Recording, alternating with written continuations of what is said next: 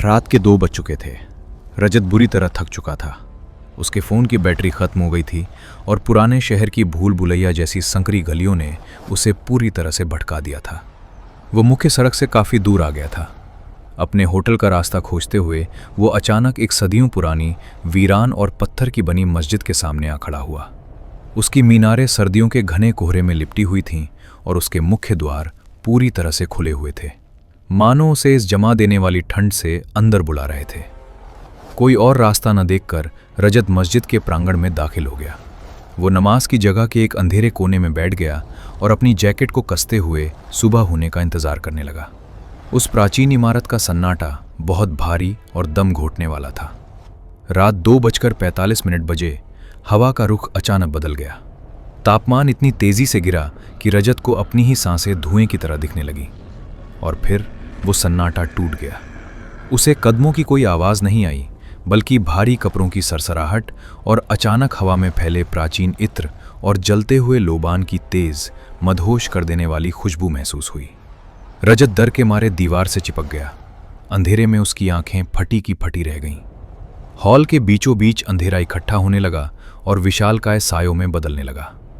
वे साए कतारों में खड़े हो रहे थे, तज्जुद की तैयारी कर रहे थे। रजत का दिल पसलियों को तोड़कर बाहर आने को बेताब था। वो समझ गया था कि वे इंसान नहीं थे। उस जमात का नेतृत्व करने वाली आकृति मानवीय कल्पना से परे थी। जब नमाज खत्म हुई और बाकी साए धुएं की तरह हवा में गायब हो गए तो उनका इमाम वहीं रुक गया। धीरे धीरे वो विशालकाय आकृति पलटी और हवा में तैरते हुए रजत के कोने की तरफ बढ़ने लगी। कदमों की कोई आवाज़ नहीं थी। वो पत्थर के फर्श से कुछ इंच ऊपर हवा में सरक रहा था। जैसे ही वो वजूद करीब आया, उसके शरीर से चांदी जैसी हरी रंग की एक हल्की रोशनी निकलने लगी, जिससे अंधेरा छट गया। वो आसानी से 12 से 13 फीट लंबा था, जिसके कारण उसे गुंबद के नीचे थोड़ा झुकना पड़ रहा था।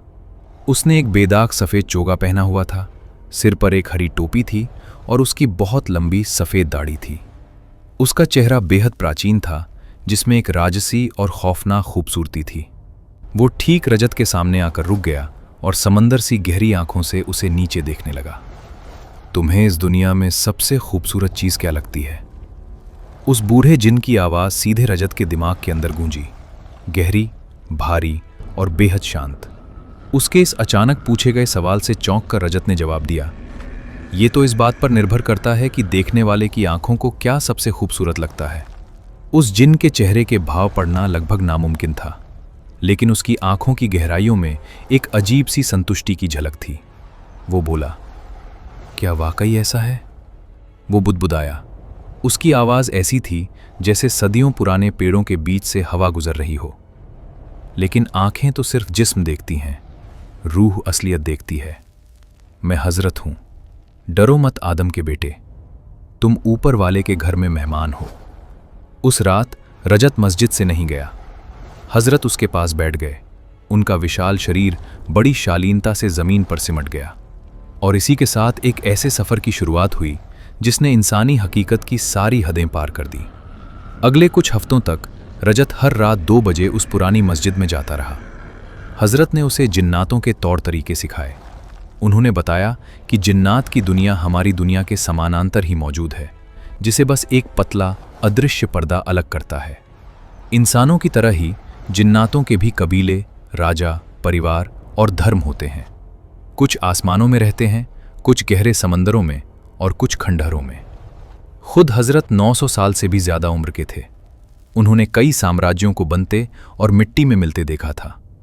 उस बूढ़े जिन ने रजत को मोह माया से दूर होने का असली मतलब सिखाया। उन्होंने उसे प्राचीन जिक्र सिखाए जो न सिर्फ दिमाग को शांत करते थे, बल्कि बुरी शक्तियों से रूह की हिफाजत भी करते थे। एक रात हजरत ने अपनी एक विशाल चमकती हुई उंगली धीरे से रजत के माथे पर रखी। रजत की रीढ़ की हड्डी में बिजली के झटके जैसी गर्मी दौड़ गई। अपनी आंखें खोलो, हजरत ने आदेश दिया। जब रजत ने चारों ओर देखा तो दुनिया बदल चुकी थी। वो पर्दा उठ चुका था। वो जमीन के अंदर बहने वाली ऊर्जा की धाराओं को देख सकता था। शहर की ओर देखने पर उसे छतों के ऊपर भागते हुए अजीबो-गरीब साए दिखाई दिए। कुछ बेहद खूबसूरत रोशनी से बने थे और कुछ धुएं और नफरत से बने भयानक टेढ़े मेढ़े साए थे। रजत को कश्फ का तोहफा मिल था, लेकिन अनदेखी दुनिया को देखने की एक कीमत होती है। अगर आप उन्हें देख सकते हैं तो वे भी आपको देख सकते हैं। कुछ रातों बाद जब रजत अकेला अपने होटल लौट रहा था, उसे हवा में एक भयानक दम घोटने वाला दबाव महसूस हुआ। गली की स्ट्रीट लाइट्स झपकीं और बुझ गईं। हवा में सड़ते हुए मांस और गंधक की बदबू फैल गई। छतों से 3 काले भयानक साए नीचे कूदे। वे हजरत जैसे नहीं थे, वे सिफली जिन्न थे। वे काले धुएं के आकारहीन गुबार थे जिनकी आंखें जलते हुए पीले रंग की थीं। वे इस बात से भड़के हुए थे कि एक आम इंसान के पास अनदेखी दुनिया की रूहानी रोशनी कैसे आ गई। उनमें से एक काले साए ने छलांग लगाई और उसके धुएं जैसे पंजों ने रजत का गला दबोच लिया। वो ठंड जानलेवा थी। रजत घुटनों के बल गिर पड़ा। उसकी सांसें उखड़ने लगीं। उसे महसूस हो रहा था कि उसकी जान निकल रही है। अपनी जान बचाने की आखिरी कोशिश में उसने अपने मन में उस जिक्र को पढ़ना शुरू किया जो हजरत ने उसे सिखाया था। वो अपने दिमाग में उसे पूरी ताकत से चीख रहा था। तभी उस संकरी गली में चांदी जैसी हरी रोशनी का एक अंधा कर देने वाला फ्लैश चमका। हजरत वहां आते हैं, लेकिन एक शांत गुरु के रूप में नहीं, बल्कि अनदेखी दुनिया के एक विशालकाय योद्धा के रूप में। बूढ़े जिन्न का चेहरा भयानक गुस्से में था और उनकी आभा मंडल एक छोटे सूरज की तरह धधक रही थी। उन्होंने अपने हाथों का इस्तेमाल नहीं किया। हजरत ने एक प्राचीन गरजती हुई भाषा में केवल एक भारी शब्द कहा। उनकी आवाज की लहर उन काले जिन्नातों से एक भौतिक शक्ति की तरह टकराई। बुरी शक्तियों ने चीख मारी, एक ऐसी आवाज जैसे लोहा फट रहा हो, और वे आग की चिंगारियों में बदलकर हवा में राख हो गए। हजरत हवा में तैरते हुए रजत के पास नीचे आए, जो जमीन पर पड़ा हाँफ रहा था। बूढ़े जिन्न की रोशनी वापस नर्म और शांत हो गई थी। अब तुम्हारे अंदर जो रोशनी है वो अंधेरे को अपनी ओर खींचती है, हजरत ने धीरे से कहा, और अपना एक बड़ा सुकून देने वाला हाथ रजत के सिर पर रख दिया, जिससे उसकी गर्दन पर पड़े ठंड के निशान तुरंत ठीक हो गए। तुम्हें मजबूत बनना होगा। अब तुम इस दुनिया में सिर्फ एक दर्शक नहीं रहे। एक बदली हुई जिंदगी आखिरकार रजत के उस शहर से जाने का समय आ गया। पुरानी मस्जिद में उसकी आखिरी रात को हजरत प्रांगण के दरवाजे के पास खड़े थे। तुम्हारे दिमाग की हिफाजत के लिए वो पर्दा फिर से मोटा हो जाएगा रजत, बूढ़े जिन्न ने उससे कहा।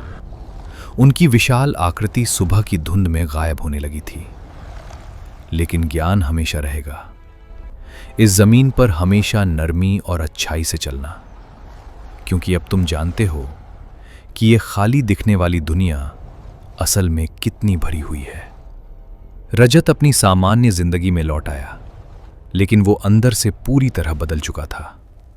अब उसे अंधेरे से डर नहीं लगता था और ना ही वो भौतिक सुख सुविधाओं के पीछे भागता था। उसने हकीकत का असली रूप देख लिया था। उसने धुएं रहित आग से बने एक 900 साल पुराने वजूद से बात की थी। आज रजत एक शांत और गहरी आध्यात्मिक जिंदगी जीता है। कभी कभी देर रात में जब घर में पूरी तरह सन्नाटा होता है, तो उसे हवा में प्राचीन कस्तूरी और लोबान की एक हल्की सी खुशबू आती है, जो उसे खामोशी से याद दिलाती है कि इस विशाल, भयानक और खूबसूरत ब्रह्मांड में वो कभी भी अकेला नहीं है।